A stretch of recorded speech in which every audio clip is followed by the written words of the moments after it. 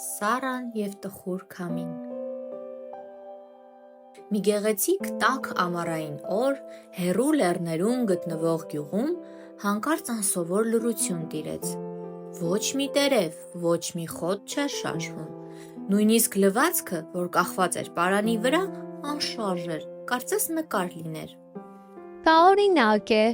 ասաց մայրիկը։ քամին կարծես կորել է։ Երևի ուղղակի հանգստանում է, ասաց Սարան։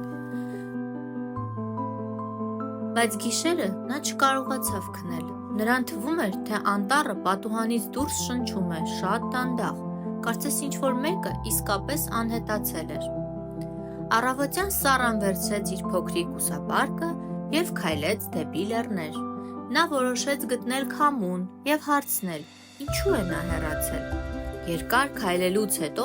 նա նկատեց մի հին ծառի տակ նստած մի ծերունու։ Դուք քամուն չեք տեսել, հարցրեց Սարան։ Ծերունին տխուր ժպտաց։ Եթե տեսնեիր ինձ մեկ շաբաթ առաջ, ապա կհասկանայիր, ես եմ քամին։ Իսկ ինչու դադարեցիր փչել։ Զարմացավ աղջիկը։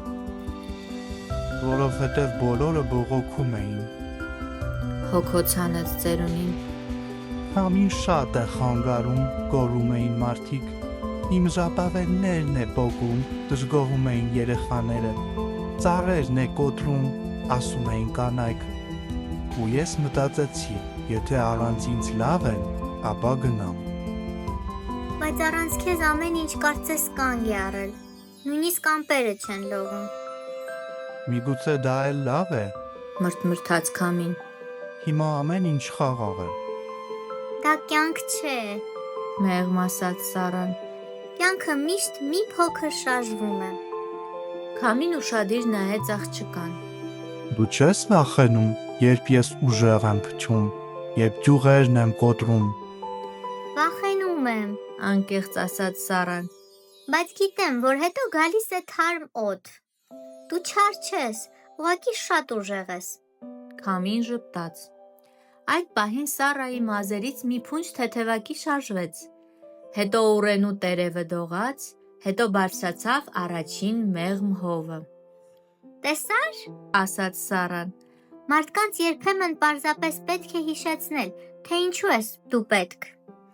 Երբ Սարան վերադարձավ տուն, գյուղում արդեն դրոշները ծածանվում էին, իսկ երեխաները ծիծաղում էին, փորձելով բռնել քամին իրենց ձեռքերով։ Մայրը զարմացած ասաց։ Տես, քամին վերադարձել է։ Սարան միայն ժպտաց։ Քամին չէր գնացել, պարզապես տխրել էր։ Երբեմն ուժը վախեցնում է նրանց, ովքեր այն չեն հասկանում, բայց երբ ուժը միանում է բարությանը, աշխարհը կենդանանում է։